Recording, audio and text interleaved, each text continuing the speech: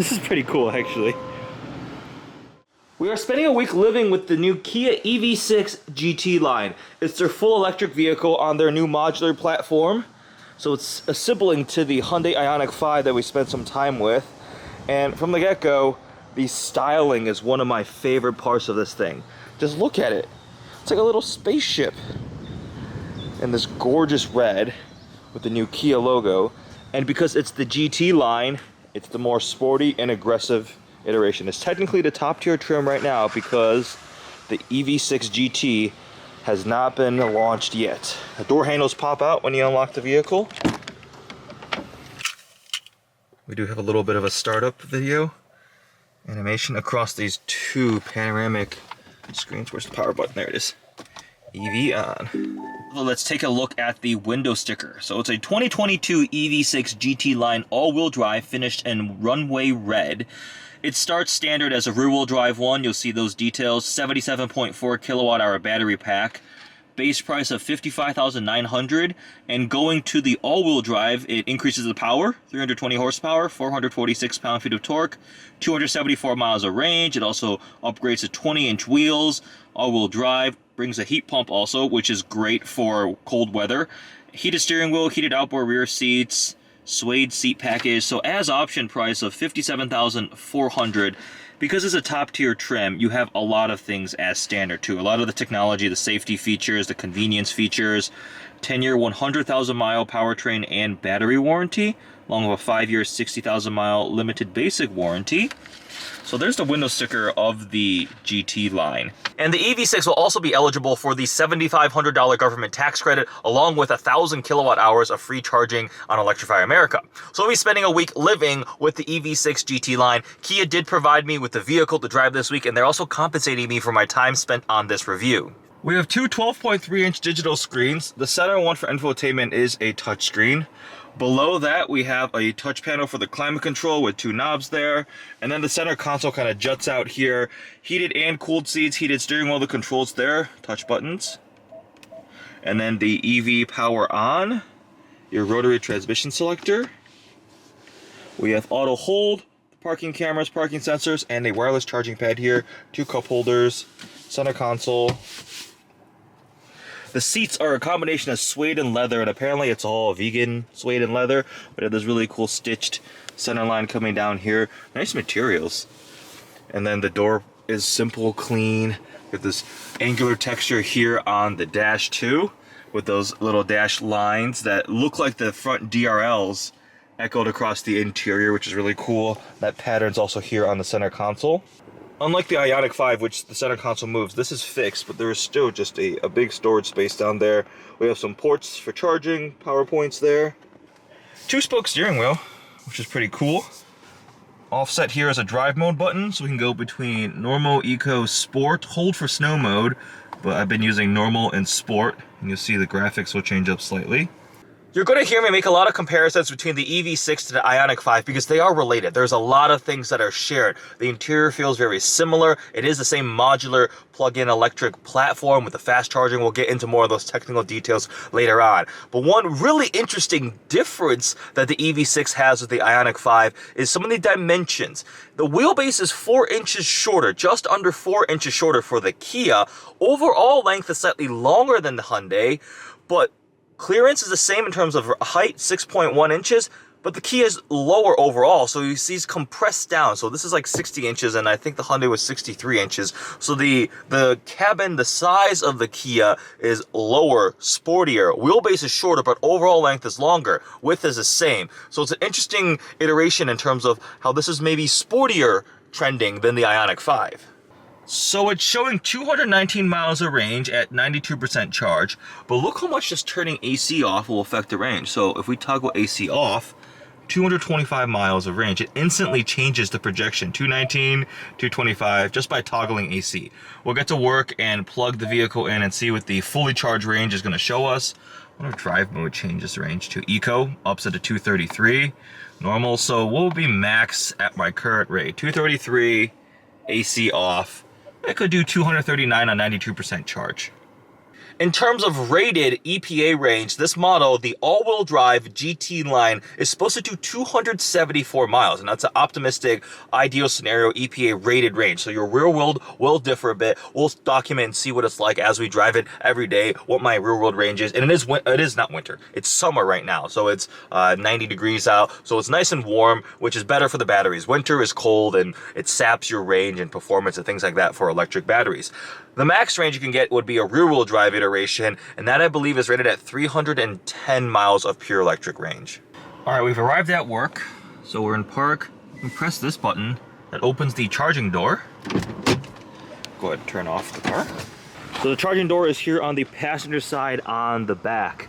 You also press this button which closes the door, and then if you don't press the button on the inside, you can just simply tap here, and it will also open up for you. And then we'll go ahead, plug in, and we'll start charging. Charging started. So there's a little speaker that says charging started, letting you know that, in fact, charging has begun. The EV6 has this cool remote parking functionality, so I'll lock it, hold the button on there, and it essentially turns the car on from outside, like a remote start. And then if I hold, you see there's a parking forward and a parking reverse button. I'll hold that too. I'm outside the vehicle. And it's turning on, the lights turn on. And there we go, it's rolling forward in a straight line. This is for parking into a tight space or a garage spot, but you can go forward and back. I'm not in the vehicle. And there we go. We're walking the car backwards from outside with the remote. And it will sense the back of the parking spot, and it stopped on its own. I'm still holding the button. So at effectively full charge, it's showing 261 miles of range. That's if I turn AC off and put it into eco mode.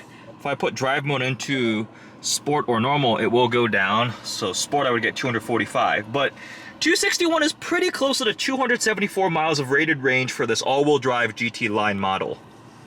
Let's do a walk around of the exterior of this EV6 GT-Line. So currently the GT-Line is the top tier trim, the most aggressive looking, and I love the styling. So the front fascia has GT-Line specific design elements.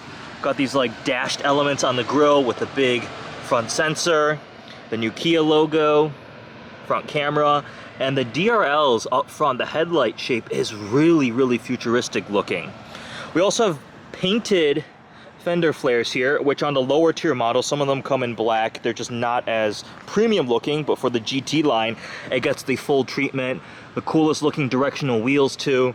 And like I said earlier, the roof line is lower than the Ioniq 5, and you also have this like aero element here in the back. Check that out. Looks to be functional for airflow. Got two little openings there, and essentially a roof mounted rear wing with these little extra pieces coming out on the side. And then also check out the lip here on the rear. Have a little spoiler with the huge dash light bar going across the entire back end. That is also a really cool design element.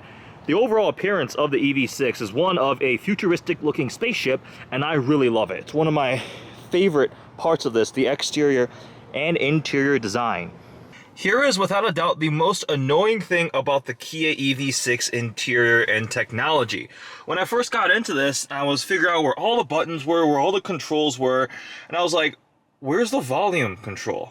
Where? It's not on the center console area. On the dash here, there was nothing around these infotainment touchscreens. This is a touchscreen itself, but I was like, how do I change the volume of the sound system? There's a steering wheel control here, but that's annoying because it's a little toggle, and like, how do you quickly turn the volume up or down? And the passenger doesn't have access to this. It's on the steering wheel. Looking at this panel here, I'm like, okay, there is no volume control. This is all for climate. Like this? No, this is the temperature control. Until I figured out, you have to press this touchscreen button, and it reconfigures your entire touchscreen here of these controls, and now this becomes a volume knob. So you can either decide how loud your music is or how cold it is. This is irritating to me. You're losing some of the just ease of control. I have to tap a touchscreen button and then use a knob. Okay, I'll end my little rant now. We are downtown Chicago for dinner, and check out the 3D camera view of the EV6. It's not the accurate color, but it stitches a real-world view of the surroundings, and it renders the vehicle in 3D. See people walking by. Also the overhead view which is so awesome. We drove down and only hit a little bit of traffic, but the EV6 has some really advanced driver assistant systems with lane keeping, adaptive cruise control, all of that is hands-free at lower speeds and then keep your hands at higher speeds. It also will do lane changes. If you indicate, hold on to the steering wheel, it'll check your blind spot and then make the lane change. And then in the center digital screen, it shows these really cool vehicles around you as the sensors are picking up what vehicles are in your blind spot. It warns you. It's a really nice system. Not quite the same level of the full hands-free like Cadillac with Super Cruise or the full GM Super Cruise lineup or Tesla system, but it's still pretty advanced. After my drive downtown Chicago yesterday and now back to the office, showing 150 miles of charge remaining at 63%. So we'll go ahead and plug that in. But it just amazes me how much just changing air conditioning will affect your range. Turning it off goes to 153. Lose 3 miles, even adjusting how much the air conditioning is blowing. So if I go up, it's like an instant correlation of how much range is going down by changing how much the AC is working. Obviously the drive mode too will affect the projection of how much. A 146 in sport mode. Eco would eke out 155 remaining. So as soon as you plug in, the dash will show you how much remaining time to a full charge approximately, and also how much power this charger is supplying. It's level 2, I believe, 6 kilowatts. But the real advantage with the Kia EV6 isn't necessarily the range, it's the charging time. On the really fast 800 volt charging, 10 to 80% in 18 minutes, which is pretty impressive. You can replenish it to pretty much full at 80% and keep going, so that is pretty important. We are flying off to Salt Lake City to drive another electric vehicle this weekend. So we're going to take the EV6 down to the airport. It's raining a bit, so using the windshield wipers, I noticed they are very asymmetric. This one here is like twice the size of the little tiny one over there. Must be the way the windshield wiper is shaped and the sweep pattern. Wrapping up my final thoughts on this week living with the Kia EV6 GT-Line. This is a really, really good electric crossover. It's got really eye-catching exterior design, great technology, the interior is quite nice, it drives well, it's fun, it's quick. Would it be nice if the range was well over 300 miles? Yes. I don't think there's that much of an issue with mid-200s with the way I use it and driving around. Unless you're taking a road trip, it's fine. Most people's day-to-day commutes isn't more than 30, 40, 50 miles, so just plugging in every night, you'd have plenty of charge. And in the case of a longer trip, if you can have access to a fast charger, that recharge time is very advantageous. Now, compared to the Ioniq 5, they're both really, really good. Really unique styling, great amount of tech, they're both nice to drive. Personally, I think I would go for the EV6 because it feels a little more sporty, a little more youthful. The Ioniq 5 is really cool. I mean, that thing looks like it came out of a video game with all the pixel parametric, or whatever they call it, the design. Like, the design is so cool. The EV6 just feels a little more aggressive, a little more sporty. I think the interior suits me a little bit more too. They're both really, really great options. The EV6 GT-Line has certainly impressed me. Now imagine the GT version with almost 600 horsepower. That's gonna be pretty intense, I think. With that, hope you guys enjoyed this video on my week living with the EV6 GT-Line. Make sure you also check out the review where I go a little more in depth and talk about some of the more technical details, what it's like to drive and things like that. Thanks for watching.